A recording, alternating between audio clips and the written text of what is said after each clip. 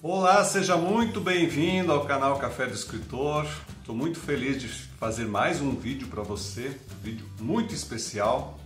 E se você ainda não me segue, clique aqui embaixo, ativa o sininho, me segue para que você receba todas as atualizações e não perca mais nada. Se você já me segue, agradeço por você sempre estar aqui comigo, compartilhar os vídeos, comentar, participar dos nossos grupos. Então, muito obrigado por todo esse apoio. E hoje eu vou tratar de um assunto que envolve a gramática. Você briga com a gramática? Você tem problemas com a gramática? Então, não tenha mais. Eu vou te dar umas dicas preciosas para você não sofrer mais com a gramática. Então, vamos lá. E podemos começar com o que é gramática. Gramática, forma culta, tem vários nomes, né, para expressar o que é uma gramática. E uma gramática nada mais é do que um padrão da nossa escrita. A gente traz isso para a nossa fala. Eu não vou entrar aqui no assunto, na discussão entre fala e escrita, tá? Isso é uma outra discussão. Mas a gramática, ela está na nossa forma escrita, ela é utilizada para que a gente tenha um padrão e esse padrão possa ser continuado. A gente traz isso para a nossa fala, mas não necessariamente a gente tem que falar como se escreve, a gente não fala como a gente escreve, então não se preocupe com isso. Você não tem que reproduzir a gramática na sua fala. Pronto, dito isso, vamos adiante. Então, o que nós entendemos por gramática, ou norma culta, ou norma padrão, são justamente padrões que foram sendo estabelecidos no decorrer da história da nossa escrita. Vamos falar do português aqui, mas isso acontece e aconteceu em outras línguas também, e é um processo que continua a acontecer. Então, no decorrer do tempo da existência da língua, desde que ela foi criada, foi se estabelecendo um padrão. Esse padrão vai sendo atualizado, vai sendo modificado com o passar dos anos, e a gente tem então esse padrão, essa forma que a língua escrita adquire para que a gente escreva, entre aspas, entre muitas aspas, da mesma maneira, ou pelo menos que nós consigamos nos entender e que a nossa escrita esteja de alguma forma padronizada. A gente tem, ao longo da história, relatos e problemas enormes com o padrão da língua, no sentido que já se tentou fazer de tudo com ela. Já se tentou engessá-la, quer dizer, você não entra e não sai palavra. Já se tentou, como eu falei no começo, usar isso para a língua falada, que também não resolve. Então, assim, a norma padrão ou a gramática já foi objeto e continua sendo objeto de muitas discussões, de muita briga, inclusive. Um caso mais recente é a nova ortografia que foi instituída a partir de 2009 para ser uma forma mais unificada entre os falantes e escrita da língua portuguesa. Nem tudo deu certo. Até hoje muita gente não concorda com essa alteração, mas são fatores, são coisas que acontecem normalmente entre as línguas, entre os idiomas. Bom, vamos lá para a gramática, que esse é o nosso assunto de hoje. Então, retomando, a gramática é um conjunto de formas escritas estabelecidas que são utilizadas na escrita como uma forma de padronização.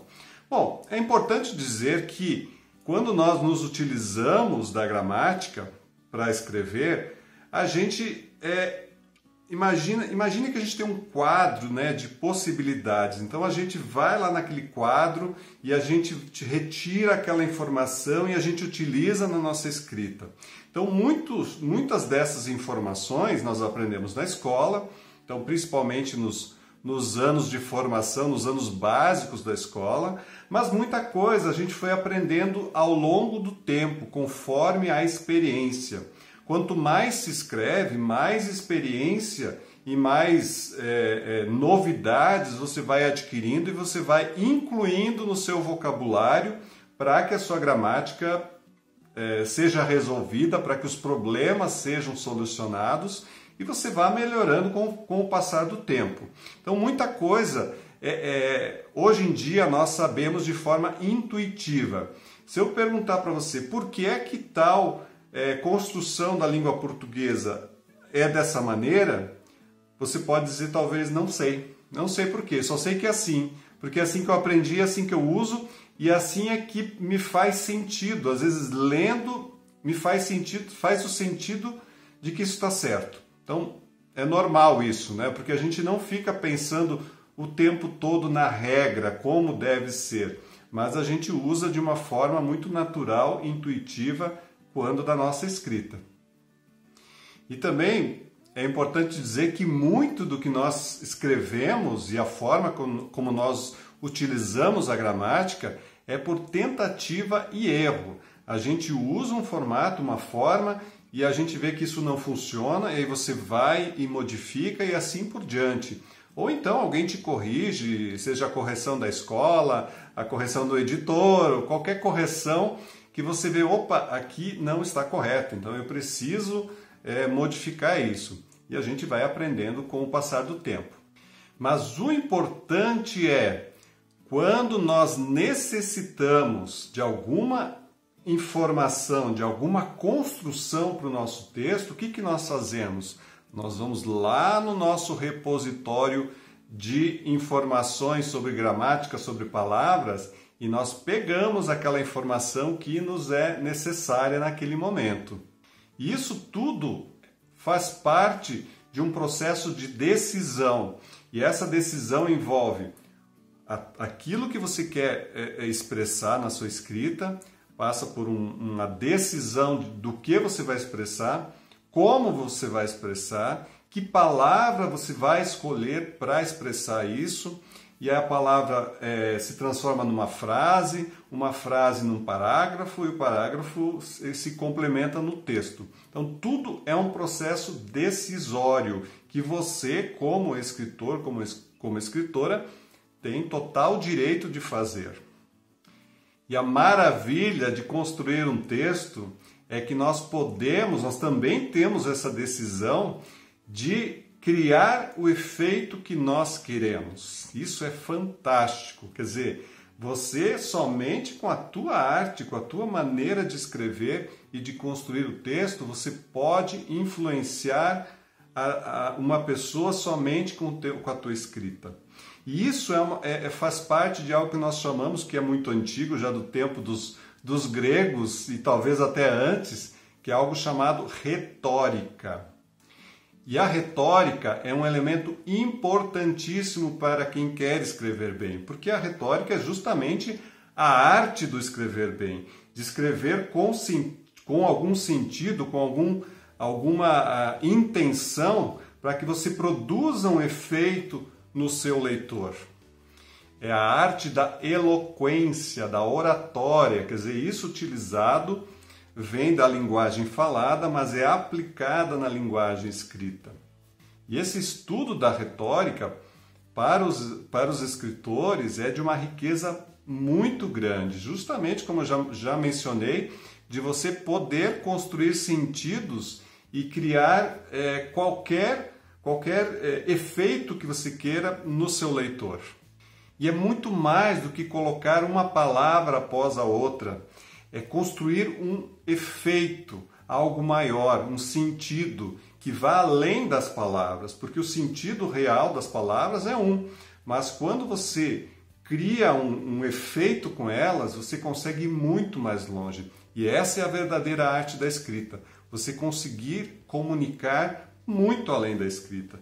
É aquele escrito que a pessoa lê e ela fica pensando, porque aquilo é tão rico, aquilo tem tanta informação, às vezes numa frase só, e você produz essa análise, essa reflexão continuada na mente do leitor.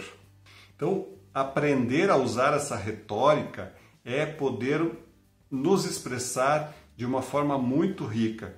Então, se comunicar com uma retórica bem colocada é poder escolher tudo que nós queremos escrever, é poder enfatizar elementos que você julga importante e fazer isso importante também para o teu leitor. Nós conscientemente decidimos o que escrever, na ordem que nós queremos escrever, com o arranjo que nós queremos escrever, com a pontuação que nós queremos colocar. E isso tudo vai ter o retorno do seu público. Pense num texto como se fosse um espaço físico, como se fosse um palco. Então, o que você coloca aí? Você coloca os atores. Os atores, no teu caso, são as palavras. E essas palavras começam a criar efeitos, né? A ida, a vinda, você coloca uma frase, você coloca outra. E esse palco vira um drama, quer dizer, ali você consegue expressar de uma forma profunda tudo aquilo que você quer dizer. Então, visualize aquilo que você está escrevendo. Não somente coloque palavras por colocar. Eu percebo muitas vezes, em muitos textos que eu recebo, as pessoas colocam a palavra que aparentemente resolveria, mas nem sempre é a melhor palavra. Se tivesse feito um exercício de construção um pouquinho melhor, um pouquinho mais demorado, certamente encontraria palavras muito mais eficientes, que diriam muito mais, que teriam um significado além daquele que está ali no papel. E qual que é o efeito final de tudo isso? Atingir a mente e o coração do seu público, do seu leitor. Não é fantástico isso? Eu acho fenomenal. Somente com palavras você consegue construir universos tão grandes, né? Já estou corrigindo aqui, multiversos, né? Não é um universo. Você consegue criar qualquer coisa somente por palavras e colocar elas da melhor forma possível. Mas eu sei que isso é desafiador, que isso não é tão fácil.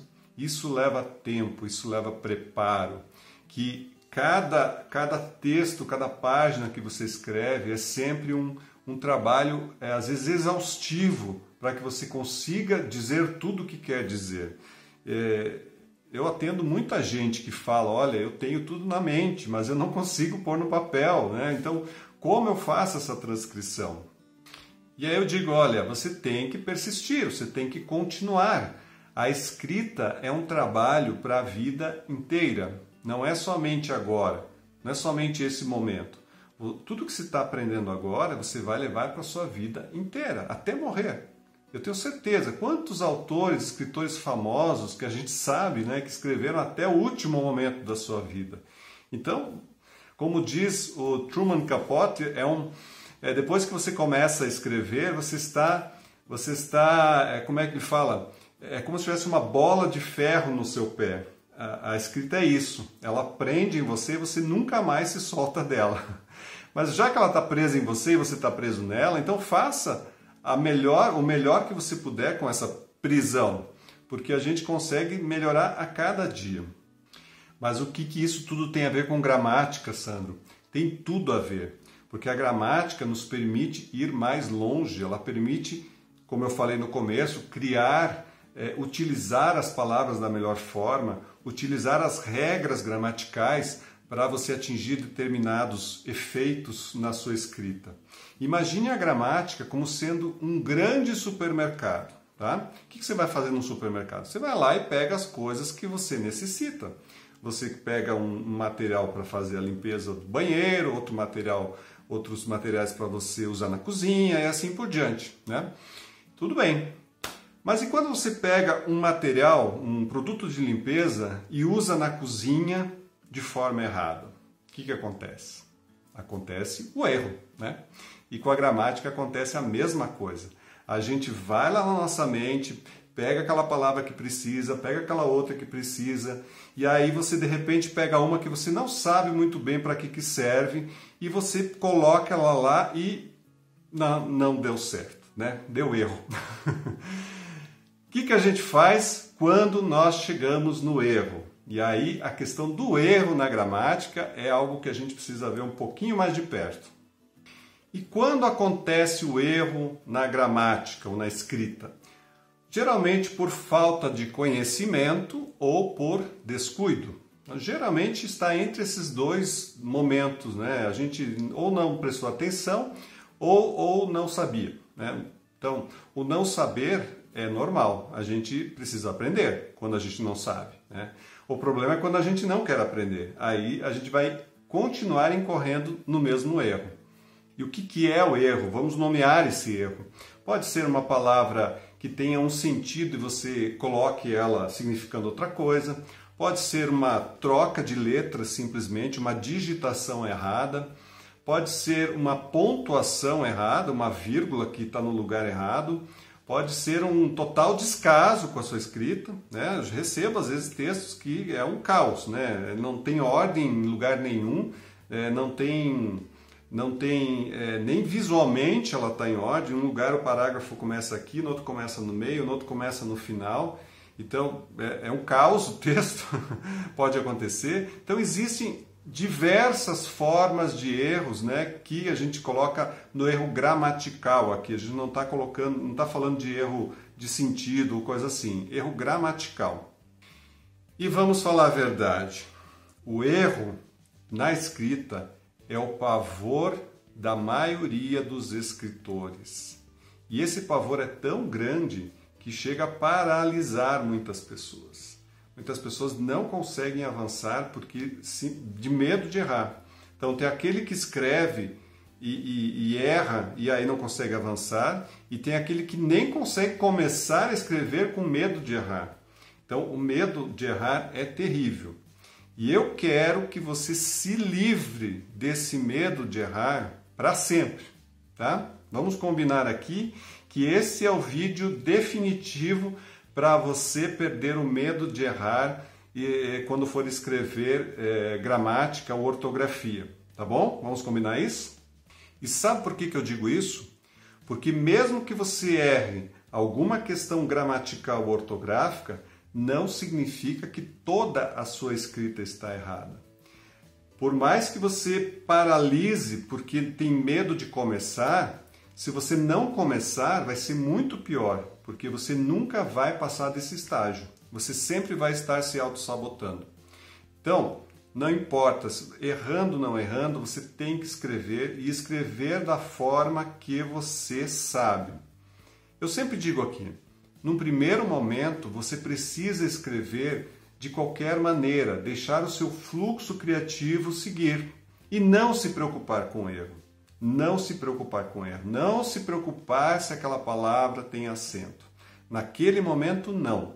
Mas depois que você terminou de escrever, quando for fazer a sua correção, a sua reescrita, aí sim, aí é a hora de você saber que a palavra árvore tem acento, que a palavra silêncio tem acento, que antes do mas você tem que colocar uma vírgula quando é no meio da frase, coisas assim.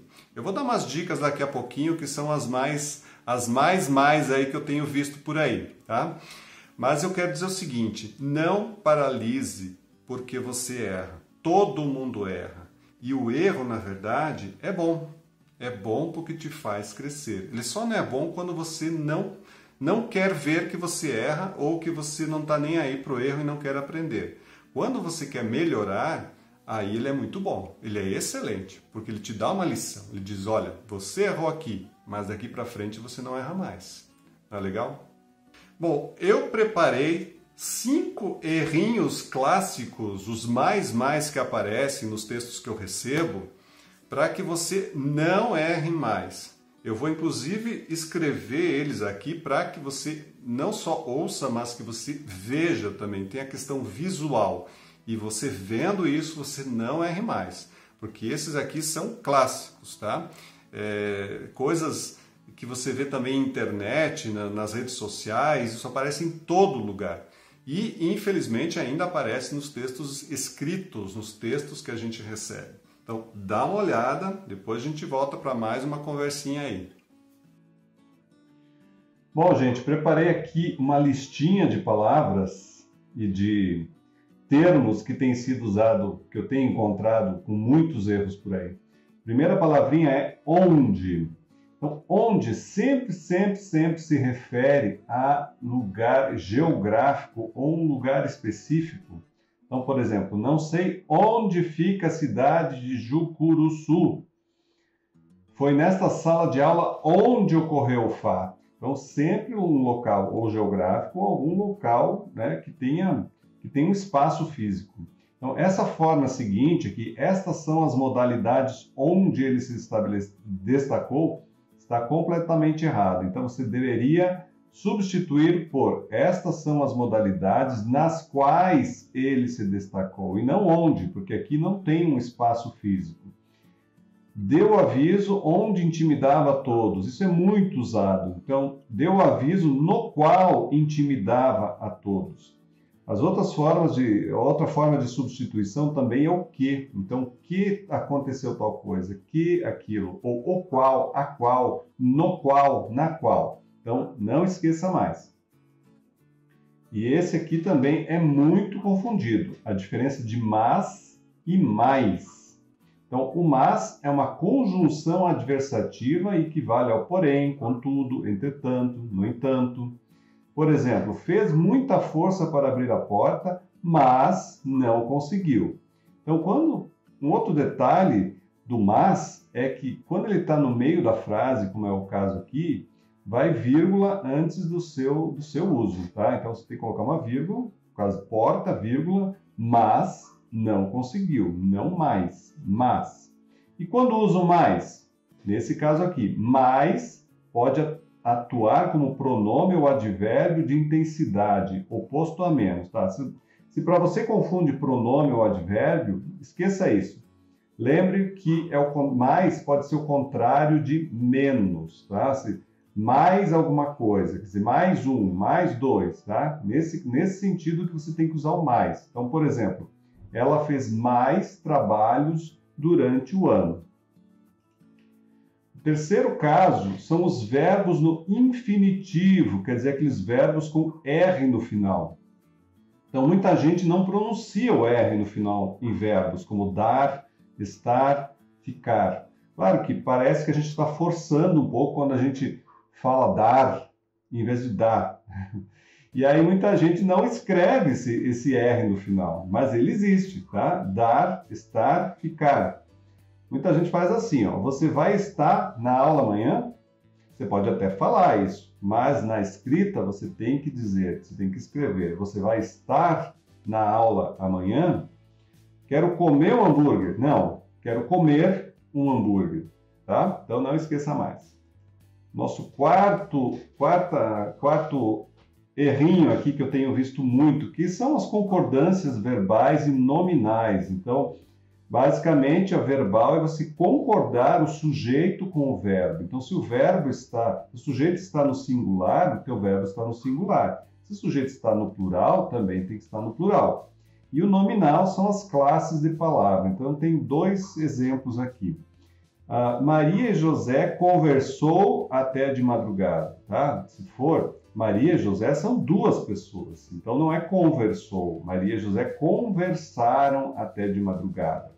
No segundo caso, gostava de carne suculento.